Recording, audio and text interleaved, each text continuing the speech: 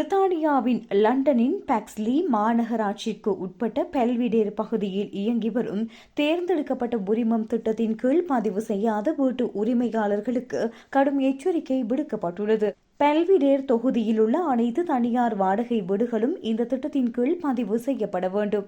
மே மாதம் 1ஆம் தேதி முதல் உரிமம் பெறாத வீடுகளுக்கு விதிக்கப்படும் அபராதம் 40,000 பவுண்ட் வரை அதிகரிக்கப்பட்டுள்ளது. ஏற்கனவே 1000 விண்ணப்பங்கள் பெறப்பட்டுள்ளன.